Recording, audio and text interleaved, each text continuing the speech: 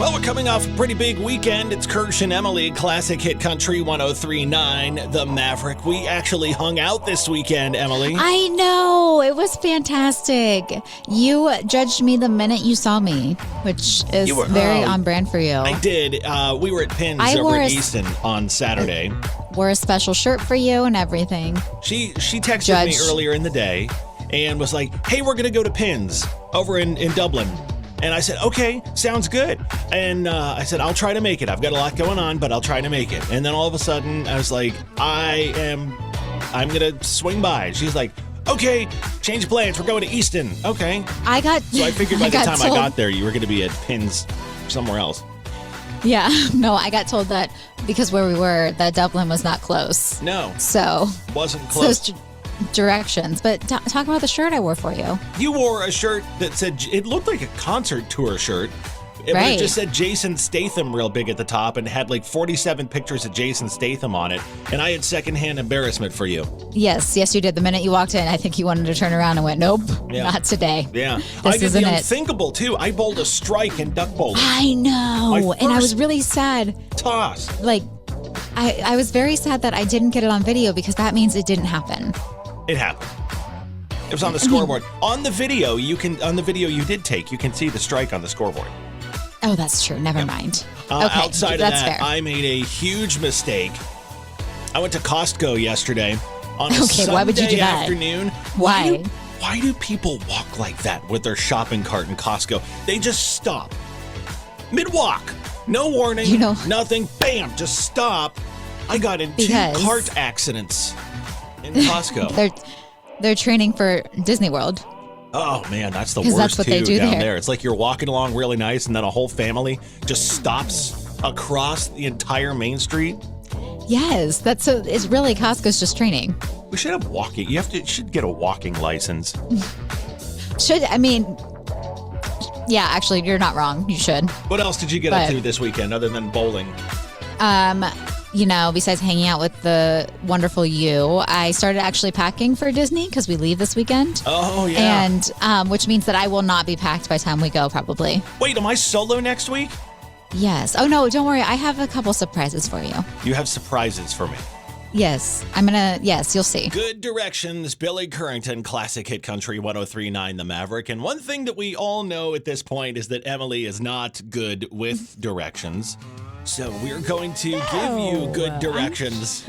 I'm fantastic with directions. What are you talking about? We've got tickets for you to see Billy Currington and Kit Moore at the Andrew J. Brady Music Center in Cincinnati on August 20th. Tickets are on sale right now. You can link up with those over at 1039themaverick.com.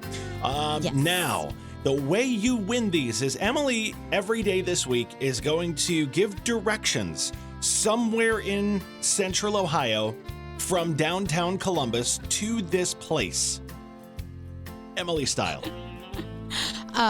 Yes, because nothing says good directions like me giving them, right? Right. And what you need to do is once you figure out where Emily is going, you just text that location to 877-937-1039. This might end up being the hardest contest we've ever run. Yeah, but this is exactly how I would describe getting there. Okay, from downtown Columbus, concerning. You're going somewhere in Central Ohio. Where are you going? Take us there. Give us your good directions. Okay, so we're leaving downtown. All right. And I think you take 670 East, and you just keep trusting the process, okay? Okay, 670 You just got to keep going. 670 East and keep going. Once the exits start feeling very, heavy, get off around there, when there's backed up traffic. Yeah. Follow the cars. They're all turning the same direction, and parking is going to feel like a side quest. But that's the place. Right when you see the exit. What? Okay, there's 670 until there's parking. Yeah, the exits are going to start feeling very retail heavy. And then when you get off... Retail heavy, okay. Yes, when you get off, then everyone's going to be going the literal same direction as you. And parking is going to feel like a side quest. Okay. It's so hard to find. Until you said retail, I was thinking... I had a guess, but I'm trying to think of where you're going here. Just text us 877-937-1039. 670 East-ish. I think that's it. 670 East. And then there always seems to be well, there's accidents everywhere. Never mind. Yeah, I was going to say, there's accidents everywhere. 670 East. And it's hard to say without saying where it is. Can I take a guess and you tell me if it's yes or no? Well, I can't when people are texting. Can you tell me if I'm correct when I say it is not the airport? Correct. Okay. Did you go east for the airport? Yes.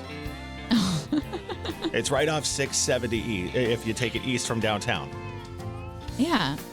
And there's always a crash and there's always a ton of traffic. So I get where you're going. And if you get where Emily's going. I will make these more. We'll see how today goes. Maybe I'll make them easier. Because you just gave directions to the airport. Okay. No, I didn't. Yeah, you kind of retail. did. I forgot that. Retail keyword, heavy. Obviously. 670 east from downtown where you hit a bunch of retail. Text it to 877-937-1039 and we'll text you back if you Is traffic not always tickets. backed up there too? Yeah, it is. It is. All right. We just talked about doppelgangers. Yeah. And who's mine? I've been waiting a long time to know. Well, you said Velma, and all of a sudden I'm like, oh, you know what? It's because I've gotten that my whole life. Scooby-Doo? Mm-hmm. Velma? Yeah, yep. a little bit. Yeah. No, the glasses always make me think of the Old Navy lady back in the day. Now, she's a lot older. Do you remember the lady on the Old Navy commercials? She would come out with the giant glasses. Mine aren't that big, Kirsch. But they kind of give me that vibe. Okay. I'm over here complimenting you. I thought you were going to say like Hillary Duff or something. Awesome. Okay, you remind me of Hillary Duff. You look just like Hillary Duff. You. I know, minus the same hair color, same. Yeah. I mean everything. Thank you. I'll take it. I really appreciate that. Yeah. No, seriously, you give me Old Navy lady vibes sometimes. I like it. I thought it was a compliment. No, because now I need to see if it's the same girl I'm thinking of. Old Navy lady, is that her name? Oh, Kirsch, come on. See the glasses? No. Okay. Anyways. Okay. I thought it was nice. So, the spring game was this weekend, right? Yeah, and you actually asked me about somebody who was in town for that, and you put it on our note. Hey, remind me to ask you who Scottie Pippen is. No. Okay, I know who he is, okay? Pippen. It's Scottie Pippen. I can tell you who he is. I wanted to actually show you that I know things, okay? Okay. Okay. Well, he played with Michael Jordan. Okay, he's the reason they have rings. Okay. But him and Michael Jordan don't get along. No, they don't. And he dated he didn't date. I'm sorry. He was married to a housewife of Miami, a real housewife of Miami. Oh, there's they divorced. You know who he is. Yeah, they divorced, and then she dated Michael Jordan's son. So Scottie, that was a whole thing. That's how I know Scottie Pippen. That's actually why he's the most famous right there, because he dated Michael Jordan's son? I didn't know his ex-wife dated Michael Jordan's son. Okay. I was like, wow, yes. You learn something new about Scottie Pippen every day? No. Don't have Scottie come after me, okay? I actually don't think he listens, but he might because his son's going here now, I thought, for basketball. Yeah. So really, yeah, that's how I know Scottie Pippen. Probably still around. He got up this morning. He's like, you know what I'm going to do this morning? I'm going to turn on the Maverick. It's a basketball team. All right, I can't believe we're talking about this. The Coldplay woman who cheated on her husband. At this point, I feel like Chris Martin himself needs to sing "Let It Go" to her because. But what is her name even? Does anyone even know her name? I just know her as Coldplay woman. It is, yeah. It's Kristen Cabot. So, okay, yeah, I'm just gonna call her Coldplay woman. Coldplay woman. That's what everybody knows her as. She's the one who was caught with the CEO of the company. She was the head of HR or whatever, and on Kiss Cam, and then they were. You know the story. Yeah, they reacted the way it was a meme forever, But did you see that she's still talking about this because she is upset Chris Martin hasn't reached out to her? Yes, you sent this to me the other day. It's Coldplay Kiss Cam woman says Chris Martin never once checked on her. Never did. She also confirmed she will never attend another Coldplay concert. Well, I'm sure he's sad about that as he's, swimming in his millions of dollars. Right? Why? So when you sent this to me, I originally was like, wait a second. This is a new article And she's still talking about this. So then you dug a little deeper, I'm sure, knowing you. I did. Because we all know at this point, like everybody knows, if you just let it go, stop talking about it. He needs to sing it to her. Everyone will forget about it. Yes, exactly. But she keeps talking about it for a reason. Check this out. Okay. Did you know she is now hosting events across the country called Taking Back the Narrative? And it's basically her own course on how to control the story when you're put in a bad situation. But she didn't control the story. Well, she is now. She's controlling her own destiny because it's an online course and you can take it for $875 per session. Okay, so you're upset because Chris Martin didn't reach out to you and check in on you, and now you're trying to get money from the situation because of Chris Martin. Yeah, I honestly, I think it's a smart business decision on her part, because you sent it to me, right? Now we're talking about her, and she's still irrelevant because she keeps popping up and being like, Chris Martin didn't apologize to me. Yeah, but we're not going to pay $875 per session for someone who I don't think understands taking back the narrative. But that's just me. She's milking the whole thing. She doesn't want it to go away. Who's going to pay that is what I want to know, and I want to shame them. That's like that Cash Me Outside girl. From Dr. Phil. She didn't want it to she's go making away. millions now, right? On OnlyFans, yeah. Yes. Who else? There So has we to be just others talked about the Coldplay lady and how she won't let it go. She's milking her 15 minutes harder than I've seen anybody drag it out in a long time. You know what? Honestly, I am putting her up there with Hawk Tua. So Hawk Tua kind of went away. You haven't seen her in a bit. She has a podcast. Well, who doesn't have a podcast? Do you know who gave her that podcast? Who? Logan Paul. Very on brand. Of course. Yes. Yeah. I mean, who doesn't have a podcast? Anybody can put together a podcast. So we went out to the interwebs and found the update on all the people who had their 15 minutes and what they're doing now. And some of these really surprised me. Okay, let's hear 'em. You remember Danielle Bregoli, Bad Bobby from Dr. Phil? Cash Me Outside. How about that? Yes. That girl? So yes. she made herself relevant on Dr. Phil for being the misbehaving, whatever she was at that point, 15-year-old or something. Well, now she has spun that into a rap career and an OnlyFans account where... So she's making way more than us. Yes, her current net worth off her OnlyFans account is $71 million. No. That's insane. $71 million. That is absolutely insane. So she did not learn her lesson from Dr. Phil is what we're saying. No, but she learned her lesson on how to make a ton of money off of it. Yeah. Okay, Hawk Tua girl. I do have her. Haley Welch, right? Yes. Instant fame. She had merch. She was doing appearances, brand deals before the internet could even blink. And as of right now, she has an estimated net worth of around $500,000. Okay. Now her income stems from her sudden viral fame, including selling merch and appearances for fees, and a highly controversial crypto token launch that attracted both high valuation and fraud accusations. She was worth like $500 million when she launched this crypto coin.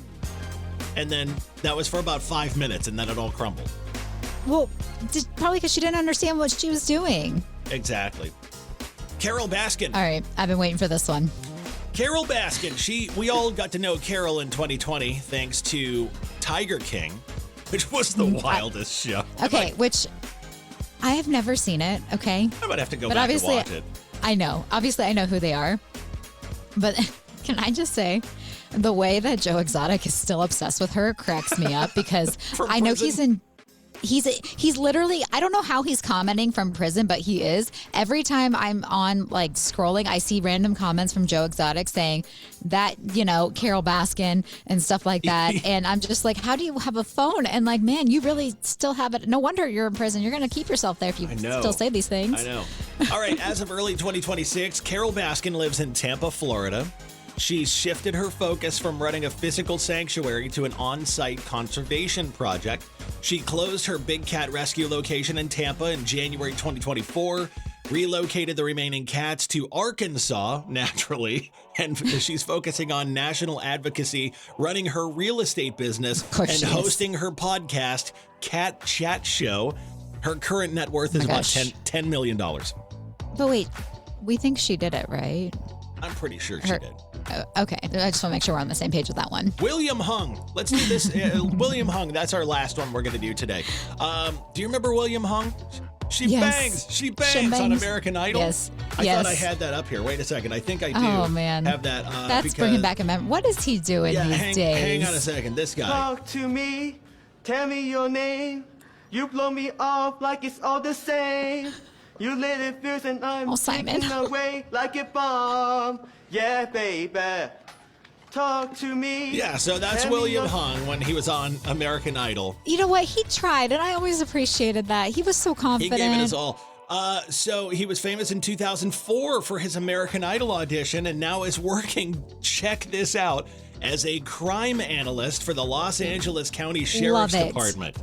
Right? I love that for him. After his post-fame music career and a period as a professional poker player that led to a gambling addiction. Okay, well, he has rebuilt his life, remarried, and occasionally does public speaking or media appearances with an estimated net worth of about $250,000. You know what? I love that for him. I really do. And I love that he got Simon Cowell to shake his head at him. All right, talk to me about this. Why do you believe you have a sixth sense? I can't wait to hear this, Emily. Okay, so I've always thought that because like my intuition on people or things are about 98% right. So that's called a sixth sense, right? I mean, that's just being a good judge of character.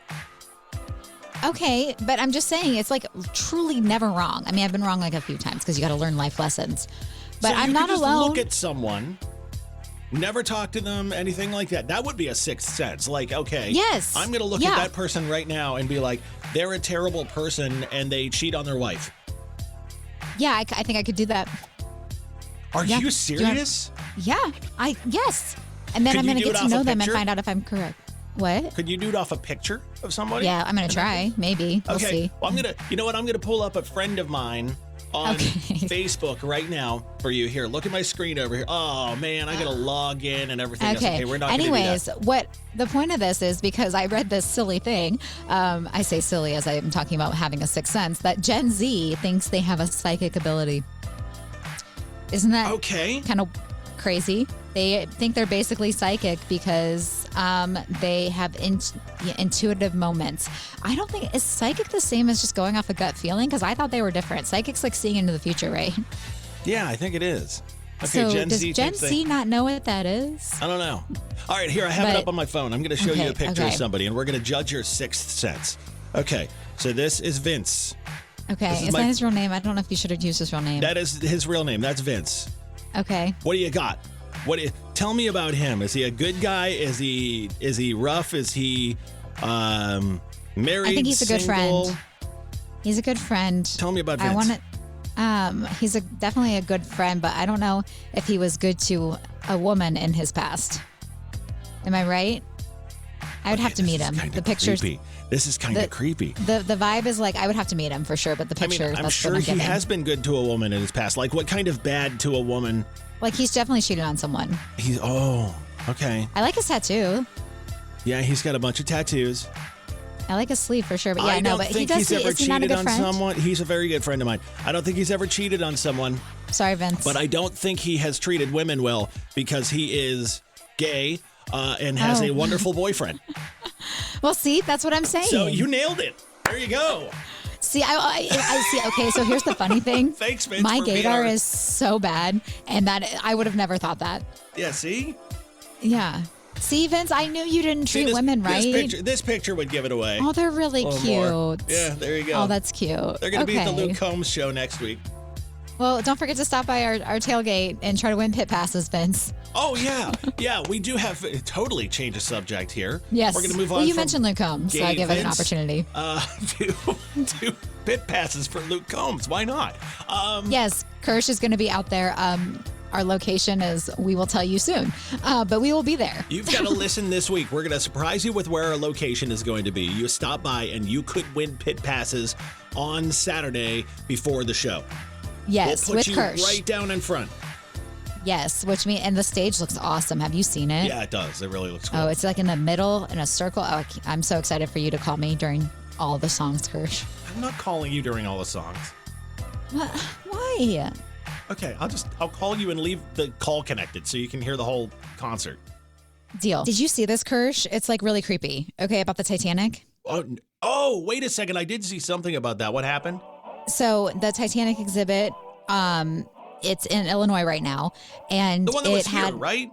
It was here, yes. And it had an emergency the other day on the 114th anniversary of the ship sinking, where it was just flooding in this exhibit. So the building, they had a couple pipes burst simultaneously. Sure. Pipes That's burst, what they say. I think they were just trying to make it a more immersive experience. No. Okay. No. I think that something paranormal was going on. And I felt some vibes when I walked through that exhibit, okay? Not just because I was playing a dead or alive passenger. I'm just saying. This is like creepy. And it's also creepy because the Titanic 2 will be like launching soon, I think. And it's Titanic Part 2? The movie? Yeah. No, like the real ship.